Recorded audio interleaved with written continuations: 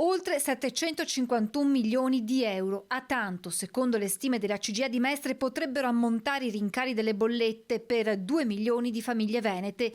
Gli incrementi più consistenti nella provincia di Padova, con una stima di 143,7 milioni. Seguono Verona, Venezia, Treviso con 131,3 milioni di euro e Vicenza. Un salasso al quale vanno aggiunti gli aumenti del carburante, con il diesel che in queste ore ha toccato anche punte di 2,2 euro al litro, con le inevitabili ricadute sulle attività artigianali e commerciali. Lo conferma il maestro pasticcere Massimo Albanese. In ogni caso questi aumenti che possono esserci stati in quello che è l'ambito dei trasporti incidono nelle materie prime per noi e quindi abbiamo comunque subito dei rincari.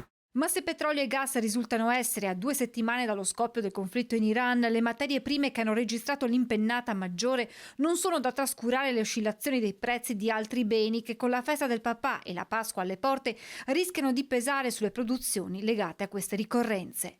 Il cacao, il caffè, poi ciclicamente burro e uova aumentano proprio a ridosso delle festività di Natale e Pasqua. Oscillazioni fisiologiche dei prezzi, oggi più che mai rimarcate a causa del conflitto in Medio Oriente, ma Albanese rassicura. I rincari ci sono, io come azienda e comunque il nostro settore siamo tutti dell'idea che in questo momento è opportuno mantenere i prezzi calmierati e quindi non applicheremo degli aumenti soprattutto in vista di queste festività.